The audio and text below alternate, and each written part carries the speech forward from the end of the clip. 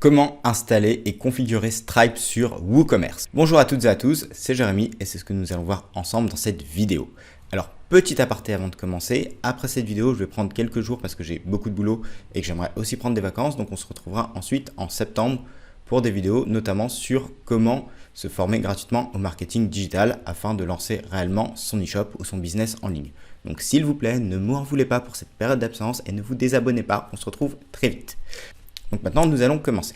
Donc première étape, on va se rendre sur le dashboard de notre site WooCommerce. Ensuite, nous allons aller dans la partie extensions.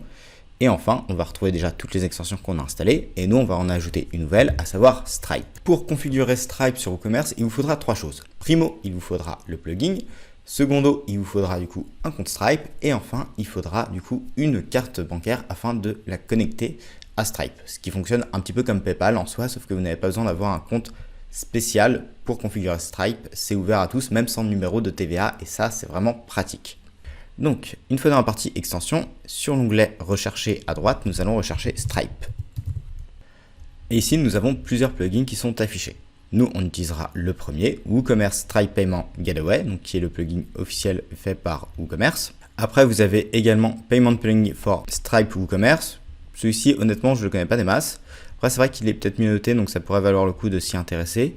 Et il y en a un troisième aussi qui est plutôt pas mal, c'est le Stripe WooCommerce Payment, qui lui a été développé en fait par la même équipe qui a développé le thème Astra notamment, et qui a collaboré avec un YouTuber américain pour développer Cartflow ou encore Surcart, qui sont deux super plugins.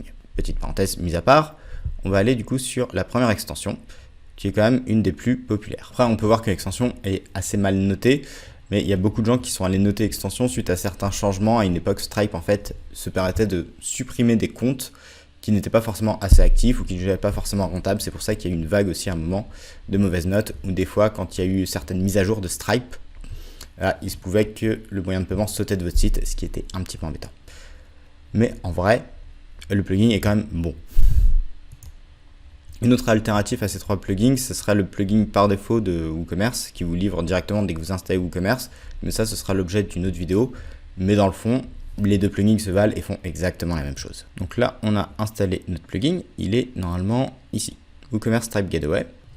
Donc si comme moi, vous êtes sur un site test ou que vous n'avez pas encore configuré WooCommerce sur votre site, il va d'abord falloir configurer WooCommerce. Donc pour ça, on va aller sur l'onglet WooCommerce et dans la partie réglages. Ici, on va juste ajouter des informations sur notre boutique. Donc là, nous sommes dans l'onglet général. Donc ici, on va mettre l'adresse de notre boutique ou votre adresse à vous. Ce ne sont pas des informations qui vont s'afficher sur le site, c'est vraiment pour que l'outil soit fonctionnel. Donc ici, on a la partie de gestionnaire de livraison. Si jamais vous n'avez pas encore configuré tout ce qui va être livraison, je vous invite à regarder la vidéo qui va s'afficher juste au-dessus. Et pareil pour les autres onglets, je vous explique dans cette vidéo. Ensuite, on va faire enregistrer les notifications, les modifications, pardon. Une fois que c'est fait, on peut se rendre directement dans l'onglet paiement. Donc une fois sur l'onglet paiement, on va descendre tranquillement et donc là on va voir tous nos modes de paiement. Donc ici le premier onglet va être pour le plugin par défaut de WooCommerce. Nous on va s'intéresser plus à tout ce qui va être Stripe. Donc vous avez Stripe carte de paiement qui est très intéressant vu que ça reprend tous les modes de paiement par carte, donc Visa, Mastercard, etc. Si vous êtes dans un pays comme la Belgique, vous avez également le banc contact à activer qui mettra un petit peu plus de temps étant donné qu'il faudra un petit peu plus le paramétrer, mais ça reste très bien, notamment si vous vendez en Belgique, de le mettre. Et après, vous avez le choix entre plein d'autres modes de paiement. Donc nous, on va regarder déjà Stripe carte de paiement. Donc pour ça, on va l'activer.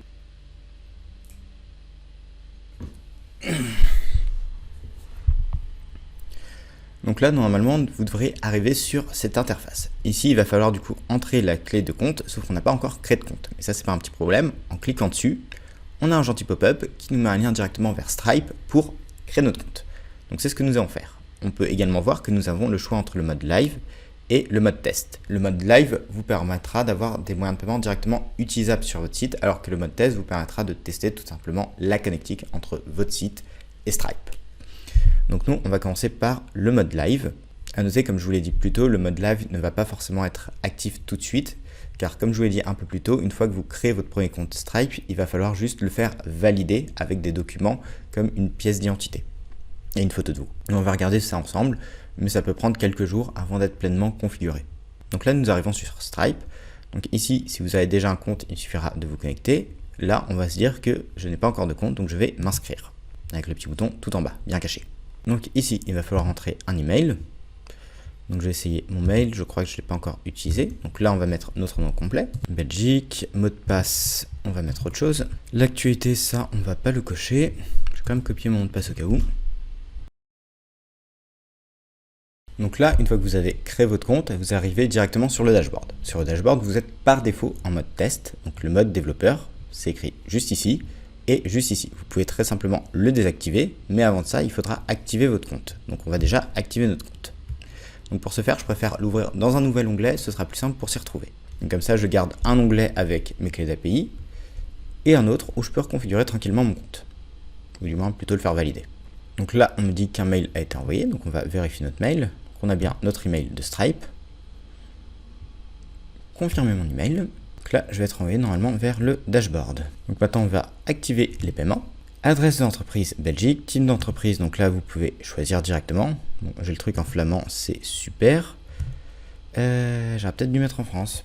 Société, association. Donc on va rester en micro-entrepreneur ou auto-entrepreneur.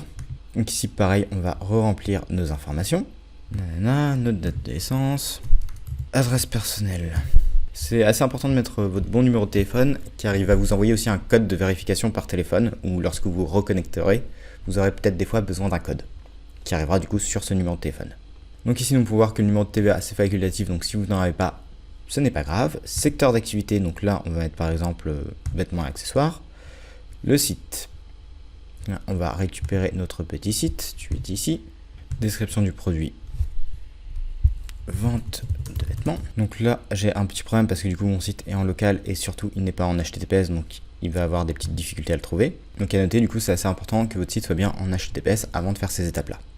Donc ici, j'ai juste rajouté un S à corriger le problème. Mais dans le fond, vous, si votre site n'est pas en HTTPS, regardez d'abord comment le passer en HTTPS, ça prend à peu près 10 minutes. Et normalement, c'est gratuit. Voilà. Alors, expédiez-vous des produits par vos propres moyens? Oui. Date de semaine. Donc là, le libellé, c'est ce qui apparaîtra sur les virements sur votre compte. Vous devez également mettre un libellé abrégé qui va s'afficher juste avant le produit. Donc vous pouvez mettre le nom de votre entreprise ou si par exemple ça vient de votre e-shop. Ici, on va faire simple, on va juste mettre e-shop, ce qui peut être pratique si vous avez notamment une boutique physique.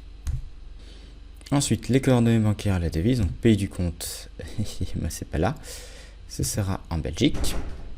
Donc là-dessus, je vais remplir ceci hors caméra et on se retrouve juste après. Ok, donc maintenant que j'ai rempli mes informations bancaires, il va me demander de configurer le double facteur. Donc ici, moi je vais utiliser le SMS, c'est pour ça que j'ai mis mon numéro de téléphone, faire confirmer le numéro, et là je vais recevoir un joli petit code. Donc là, le code de récupération, il va bien falloir le sauvegarder. Donc ici, moi je vais le télécharger et je l'enregistrerai après dans un dossier dédié. Donc là, c'est facultatif, donc on va continuer en faisant non merci, donc le petit bouton en bas. Après, directement, Stripe vous propose de mettre un pourcentage de vos revenus qui va revenir à Stripe pour le climat. Mais on peut également utiliser Stripe sans forcément contribuer et avoir un pourcentage de son chiffre d'affaires prélevé. Si le climat ne vous intéresse pas ou que vous ne voulez tout simplement pas donner des sous pour le climat de cette façon-là, vous avez toujours le bouton non merci juste en bas. Hop, une fois que c'est fait, on descend tout en bas et vous avez du coup le bouton terminé. Donc là, on est bien activé. Donc on peut personnaliser en ajoutant un logo, mais on s'en fiche un petit peu pour le moment. Donc maintenant que nous sommes sur le dashboard, ce qui va nous intéresser, c'est de relier Stripe et WooCommerce. Donc pour ça, il va falloir récupérer nos clés d'API et nos clés secrètes. Donc on va cliquer sur le bouton développeur juste à droite. Donc là, on peut voir la vue d'ensemble, donc les requêtes API, directement les webhooks qu'on configurera après. Donc on va déjà aller sur clé d'API. Ici, on a la clé publique, donc ici, on va la copier. Et on va retourner sur notre site internet et dans clé publique live, on va tout simplement la coller. Ensuite, il nous faut notre clé secrète live. Donc pareil, on va faire clé secrète, révéler. On va la copier. Et nous allons la remettre ici. Et maintenant, pour terminer notre configuration, il va nous falloir une clé webhook. Et donc maintenant, pour terminer notre configuration, il nous faudra une clé webhook. Donc pour ça, en lisant un petit peu les lignes ici, vous avez normalement un lien de votre site qui a été modifié avec des paramètres Stripe. Donc vous allez déjà copier ce lien, c'est très important. Puis nous retournons sur Stripe et là nous allons aller dans l'onglet Webhook. Donc un webhook, c'est une boucle en fait qui va s'activer, donc une boucle de code. Ensuite nous allons cliquer sur le bouton ajouter un endpoint. Ici nous allons remettre l'URL que nous venons de copier. Donc ici, notre boucle, elle, va concerner les moyens de paiement, donc on va mettre paiement, ce sera beaucoup plus simple pour la retrouver. Ensuite, il va falloir lui ajouter un événement. Quel événement on veut utiliser? Donc là, nous allons sélectionner des événements, puis nous allons aller dans Charge et mettre le Charge Capture pour capturer les moyens de paiement. Puis faire Ajouter des événements. Ensuite, on va cliquer sur Ajouter un point. Et là, on va du coup faire révéler la clé, la copier et la mettre sur notre site internet. Puis, nous pourrons faire enregistrer les clés de live. Donc là, on a bien une notification sur le côté comme quoi on peut accepter les moyens de paiement. Donc maintenant, nous avons été redirigés vers l'onglet Réglages. Donc dans l'onglet Réglages, vous pouvez à tout moment activer le mode test.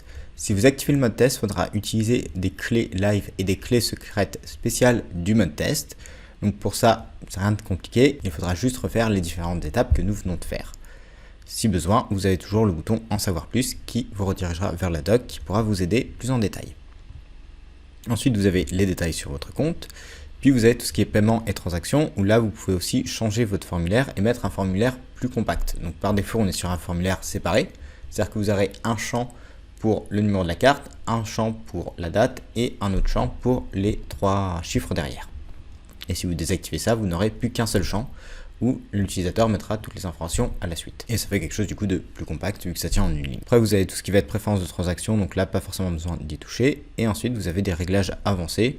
Vous avez notamment le débogage et des fonctions expérimentales. Puis, si on remonte un petit peu, on a un autre onglet qui est méthode de paiement. Dans cet onglet méthode de paiement, on retrouve les méthodes de paiement acceptées, donc celles que nous avons activées. Et vous avez aussi le paiement express pour Apple et Google avec le petit bouton personnaliser l'apparence si jamais vous voulez personnaliser l'apparence de ces boutons. Si vous voulez configurer d'autres moyens de paiement. Pour ça, on se rend à nouveau sur notre onglet paiement et on va regarder les autres moyens de paiement qui peuvent être intéressants. Donc comme on en a parlé, il y avait Bancontact. Donc on va terminer la configuration de Bancontact. Si vous, dans votre cas, vous n'avez pas besoin de Bancontact, dans ce cas-là, vous pouvez directement aller sur votre page de paiement. Donc ici, si tout est bien configuré, normalement, vous avez cet encart qui va s'afficher, sinon vous aurez un message d'erreur. Pour ceux qui veulent regarder pour Bancontact, on va continuer. Et donc Bancontact, il faut l'activer du coup, une fois qu'on est dessus. Vous pouvez changer le nom, changer la description. Donc là, on va vous parler également de Webhook, mais nous, c'est bon, on l'a déjà configuré. Donc, faire sauvegarder les modifications. Donc, une fois enregistré, on va cliquer sur le bouton Activer dans votre tableau de bord Stripe. Donc là, nous allons être redirigés vers cette page. Et donc, nous allons sélectionner Bancontact. Donc, virement avec redirection, nanana. Et donc là, on peut voir que l'état est bien actif. Pris en charge sous la forme de prélèvement SEPA. Donc, normalement, si je retourne sur ma page de checkout et que j'actualise, je devrais avoir le choix entre carte bancaire ou Bancontact. Et donc c'est bien le cas, on peut voir que carte bancaire est bien en haut et ensuite j'ai le choix de pouvoir payer avec Bancontact directement. Donc voilà, c'est tout pour cette vidéo. Si jamais vous avez des questions, n'hésitez pas à les mettre en commentaire. Et sur ce, je vous souhaite une bonne journée, bonnes vacances, bonne rentrée, bon Noël, si vous regardez cette vidéo à Noël, j'en sais rien. Quel moment on en sera dans l'année. Et à bientôt, prenez soin de vous, bisous bisous.